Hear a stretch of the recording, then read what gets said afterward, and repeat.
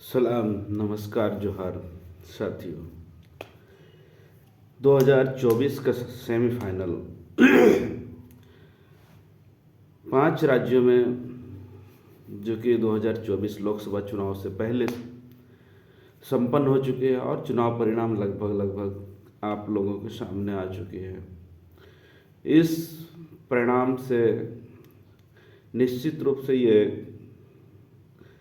कहा जा सकता है कि बीजेपी प्रचंड जीत हासिल करके सेमीफाइनल में और फाइनल में प्रवेश कर चुकी है और कांग्रेस एक बड़ी हार के साथ फाइनल के लिए पहुंचेगी। इस हार ने बहुत सारी कमियों को, जो कांग्रेस की कमी थी, उसे उजागर करके रख दिया है और ये कमी लगातार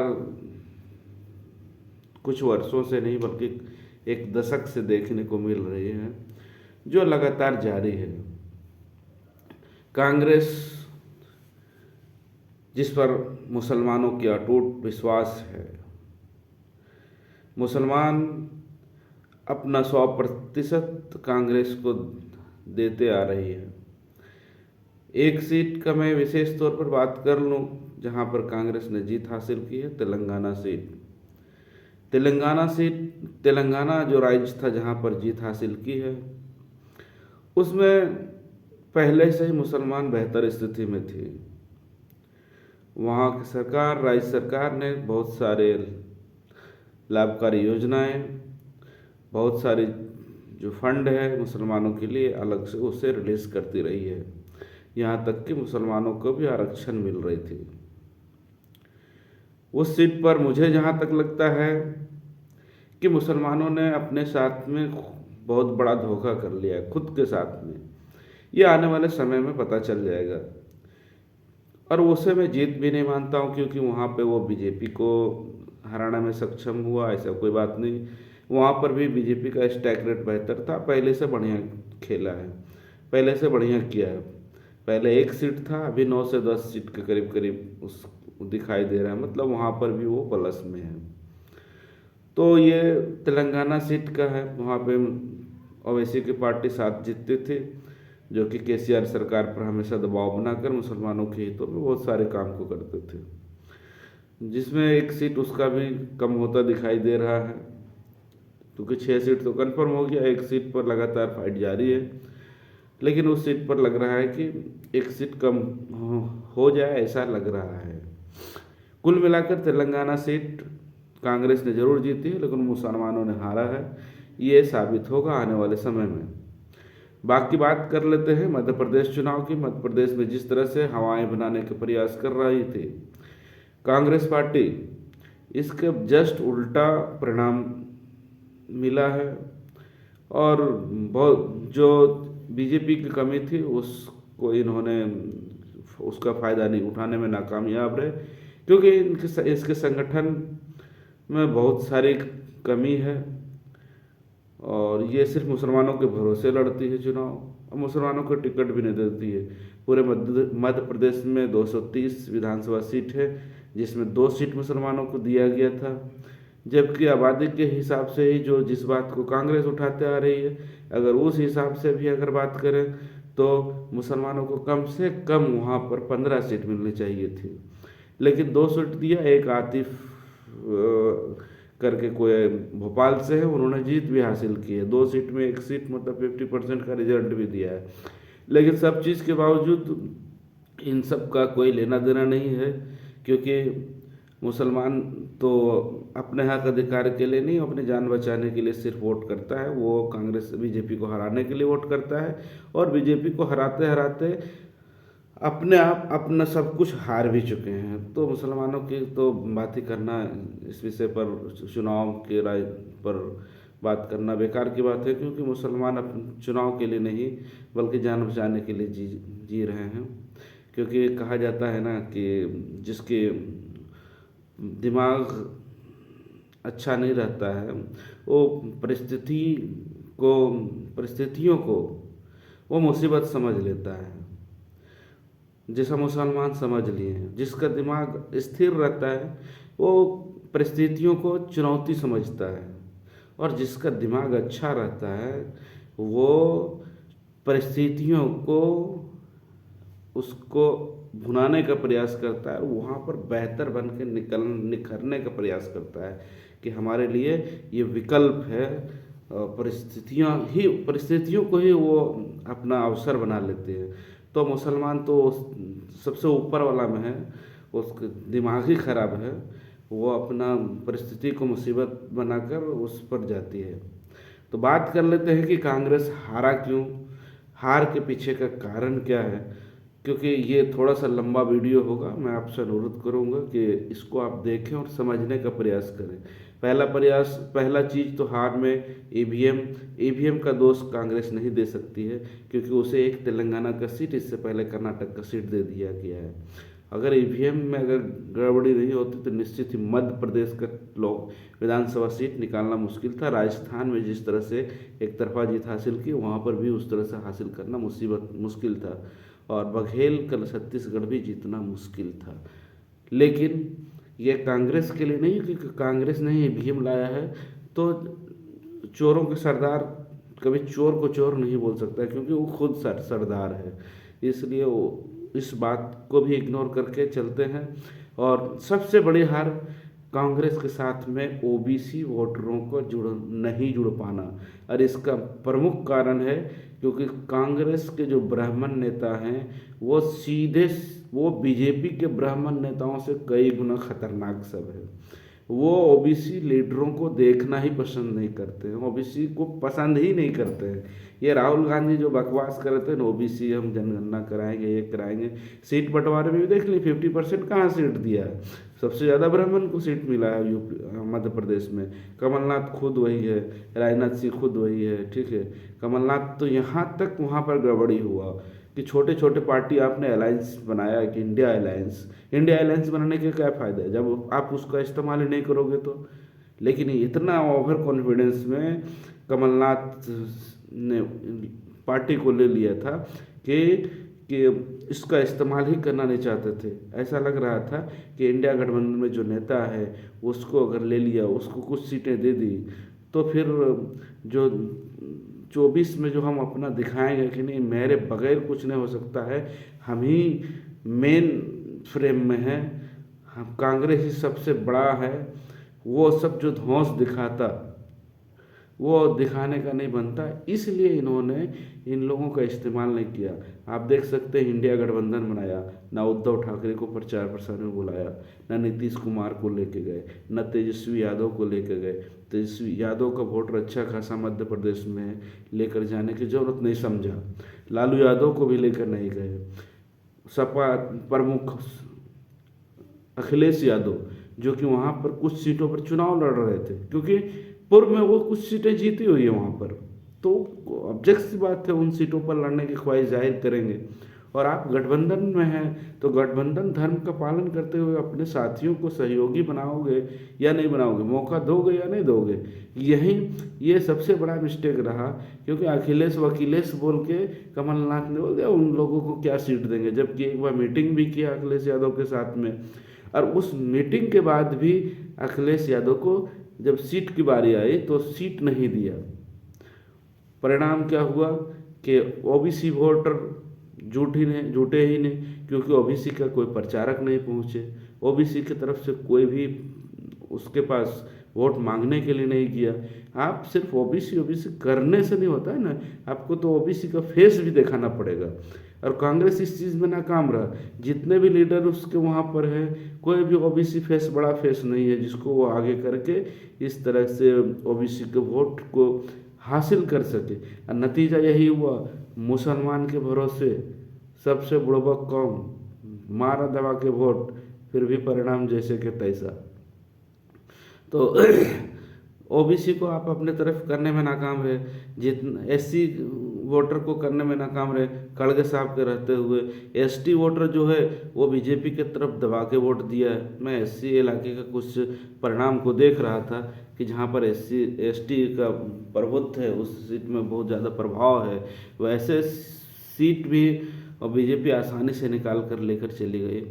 मतलब है कि आपके अंदर कोई सूझबूझ समझबूझ नहीं है, ना आपके सलाहकार हैं बढ़िया कि आपको कैसे वोट मिलेगा, किन किन लोगों को आगे करना पड़ेगा।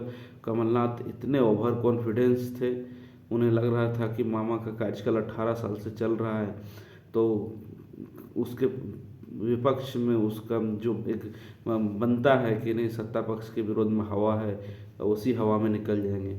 और ऐसी हवा पिछले बार से लगभग 55-56 सीट अधिक आई आई है।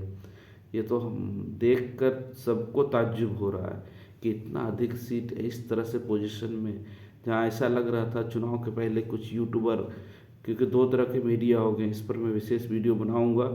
एक मीडिया जो बीजेपी के लिए प्रचार करती है, दूसरा बीजेपी के अगेंस्ट में बात करती है। ये दोनों का अपना टीआरपी का मामला है, दोनों को टीआरपी मिल जाता है। बीजेपी के अगेंस्ट में बोलता है, मुसलमान उसको दबा के देखता है, और जो सेकुलर दल के कुछ 2-4 नेता है, कार्यकर्ता है, वो लोग उसको दबा कर देखते हैं। मतलब दोनों यूट्यूबर को भी फायदा हो रहा है, जो मेन स्ट्रीम मीडिया है, मोदी मीडिया, गोदी मीडिया, उसको भी तो अपना फायदा हो रहा है। यानी कि यहाँ पे हक और सच दिखाने वाला भी कोई नहीं है। तो ये एक प्रमुख कारण रहा कि आपने इंडिया अलायंस किया, अलायंस के किसी साथी को आपने नहीं लिया, और नहीं लिया तो उसका परिणाम आप भुगत रहे हैं। आपने सारे सीट को खो दिया। और इसी तरह से राजस्थान का ये इतिहास रहा है कि वहाँ पर हर 5 साल में सत्ता परिवर्तन हो जाता है, इसलिए वहाँ पर चलिए परिणाम भी उसी ढंग का आया। लेकिन छत्तीसगढ़ का जो है, वहाँ पर जो परिणाम आए हैं वो बहुत ही चिंतनीय है, क्योंकि बघेल एक क्रांतिकारी और ओबीसी थिंकिंग रखने वाले लीडर हैं। उसका हार जाना, वहाँ पर छत्तीसगढ़ का हार जाना, ये सोचने वाली बात है। और यहीं पर सबसे ज़्यादा ईवीएम पर शक होता है, क्योंकि उस सीट को, उस जगह को हारना जहाँ पर किसी भी चैनल ने वहाँ पर ये कल्पना नहीं की थी, यहाँ तक कि बीजेपी के नेताओं ने कल्पना नहीं की थी कि हम छत्तीसगढ़ जीत सकते हैं, वैसे सीट को भी इन्होंने गंवा दिया। तो कहीं नहीं कहीं कांग्रेस का जो सिस्टम है उसमें बहुत बड़ा दोष है, उसके आला नेतृत्व में बहुत बड़ा खोट है। अभी हम बताते हैं कि एक यूपी में अजय राय करके प्रदेश अध्यक्ष को लाया गया है कि सवर्ण वोटरों को अपनी ओर आकर्षित करेगा। मैं लिख कर दे देता हूँ, सवर्ण सिर्फ टिकट लेगा, सांसद बनेगा, विधायक बनेगा, सरकार बनेगा तो मंत्री बनेगा, लेकिन वो वोट नहीं ला पाएगा। इस चीज़ को नोटिस कर लेना चाहिए पूरी तरीके से। जो भी है आज के तारीख में, जिस गठबंधन को इन्होंने बनाया, इंडिया गठबंधन, उस गठबंधन का फायदा कांग्रेस लेने में असफल रही। और उसका मुख्य कारण है कि घमंड से चूर चूर कांग्रेस के नेता सब रहते हैं, हमेशा ओवर कॉन्फिडेंस रहते हैं। बीजेपी का जीत का कारण अगर आप देखेंगे तो वो छोटे छोटे दलों को अपने साथ में समेट कर चलती है। जो भी उसके साथ में गठबंधन करता है उसे टिकट देती है, उसको जिताने का काम करती है, उसको साथ में रखने का काम करती है। लेकिन कांग्रेस सारा क्रेडिट खुद पर लेना चाहती है। तो इन सब चीज़ों को देखते हुए 24 का जो चुनाव है वो बहुत ही मुश्किल हो चुका है। और अगर अगर कांग्रेस पार्टी अपने हठधर्मी पर रहा, और जिस तरीके से वो अपने तरीके से इसको चलाना चाहती है, क्योंकि ये सब चुनाव में देखने को मिल गया कि ये अपने तरीके से चलाने के वजह से हारी है। और अगर इस तरह से वो चलाना चाहेगी और चलाएगी तो निश्चित रूप से 24 के चुनाव बहुत दूर जा रहा है कांग्रेस से। क्योंकि ये 2 सीटों पर बहुत कुछ निर्भर था, क्योंकि 28 और 25 सीटें लोकसभा के इन 2 राज्यों में, बड़े राज्यों में आती है। जहाँ तक बात मध्य प्रदेश और राजस्थान की है, पिछले बार भी इन राज्यों में सुफड़ा साफ कर दिया था, जबकि कांग्रेस की सरकार बन चुकी थी और राज्य में उसके बाद सुफड़ा साफ कर दी थी। तो इस बार उसकी सरकार भी बन चुकी है। अब तो और भी भयानक स्थिति होने वाला है। अब तो मुश्किल है कि 1-2 सीट भी किसी तरह से निकाल ले। तो अगर इनको जीतना है तो मैं निश्चित रूप से कहता हूँ ओबीसी SC ST की जो भी पार्टियां हैं उसे बढ़िया से गले लगाना पड़ेगा, उन्हें आगे करना पड़ेगा, उन्हें फ्रंट पर खेलने का मौका देना पड़ेगा। वरना ये कांग्रेस के साथ साथ में मुसलमान भी साफ हो गया तो ये सब पार्टियां भी जो छोटे छोटे पार्टियां जो रहना चाहती है, जैसे JMM है, RJD है, ये सब भी उसके साथ साथ में सब बर्बाद हो जाएगी। इसलिए किसी भी हाल में SC ST OBC को लेकर चलना पड़ेगा, उसे फ्रंट पर रखना पड़ेगा, टिकट बंटवारे में उसको हिस्सेदारी मजबूती से देना पड़ेगा। माइनॉरिटी को नहीं दीजिएगा चलेगा, हम भी अब बोल रहे हैं, क्योंकि माइनॉरिटी आपको वोट दे ही देगा। माइनॉरिटी कुछ भी सोच समझ राजनीति में नहीं रख रहा है, उसे सिर्फ मतलब है बीजेपी हारे, कांग्रेस को वोट दे दो। कौन क्या है नहीं है, हमको क्या मिल रहा है नहीं मिल रहा है, वो सब देखने की भी ज़रूरत नहीं है, हमें सिर्फ वोट कर देना है। फिर 5 साल परेशानी में रहना है, मॉब लिंचिंग होगा, हमारे उर्दू और उसको लेकर जितने अधिकार हैं, मस्जिद मदरसे हैं, उन सब पर हमले होते रहेंगे। कांग्रेस के नेता कान में तेल दे के सोए रहेंगे, ना आपके लिए आंदोलन करेंगे, ना आपके लिए संघर्ष करेंगे। आपका सिर्फ वोट आपको दे देना है और हम लोग दे भी देते हैं।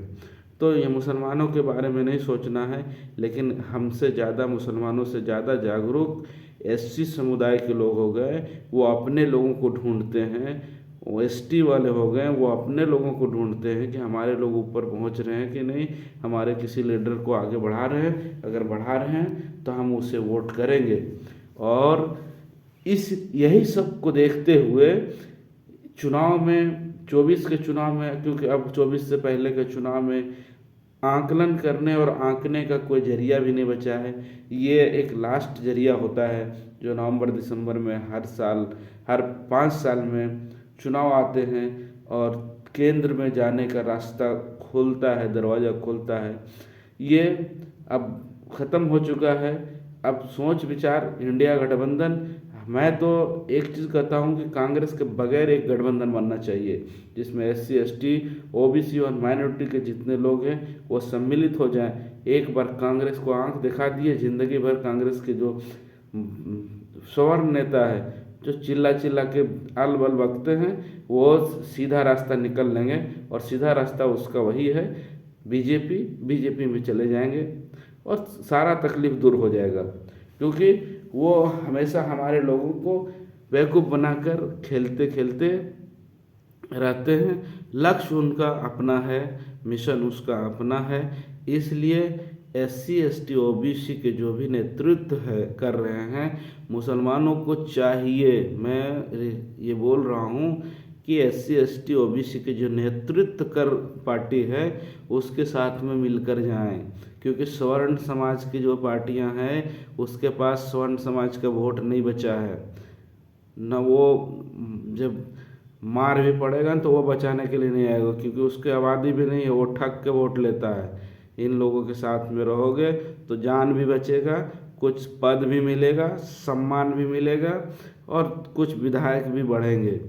जिस तरह से अभी हुआ है, इस चुनाव ने बहुत कुछ सबक दिया है। आखिर में अगर सबक नहीं सीख सका तो फिर धुनाई जारी रहेगा, और धुनाई जारी रहेगा, कोई बचाने के लिए भी नहीं आएगा, आवाज़ भी उठाने के लिए नहीं आएगा। मैं अंतिम लास्ट में आखिर में ये कहना चाहता हूँ कि बाकी जो यूट्यूबर हैं उनका वीडियो देखकर बौखलाते नहीं रहे कि हार रहा है। बीजेपी बहुत मजबूत पार्टी बन चुकी है, उसको हराने के लिए गांव-गांव, मोहल्ले-मोहल्ले, कस्बे-कस्बे में कमेटियां बनेगी, SC ST OBC और माइनॉरिटी का मिलकर, तब हराया जा सकता है। वरना बीजेपी का कोई बाल बाका नहीं करेगा। 400 से ऊपर जाने वाला है 2024 में, 400 प्लस जाएगा। लिख के रखना तो लिख के रख लीजिए, इंदिरा गांधी का जो 414 का रिकॉर्ड है उसको तोड़कर आगे बढ़ जाएगी अगर यही हालत रहा तो। क्योंकि इन लोगों के पास, कांग्रेस के पास बीजेपी को हराने के लिए कोई चेहरा नहीं है, इसके पास कोई मादा नहीं है कि ये बीजेपी को हरा सकती है। अगर आपको ये वीडियो अच्छा लगा हो, समझ में कुछ आया हो, तो आगे शेयर करें और हमारे इस चैनल को सब्सक्राइब कर दें और लोगों से सब्सक्राइब करवा दें, लाइक कर दें, बेल आइकन की घंटी बजा दें। बहुत बहुत धन्यवाद।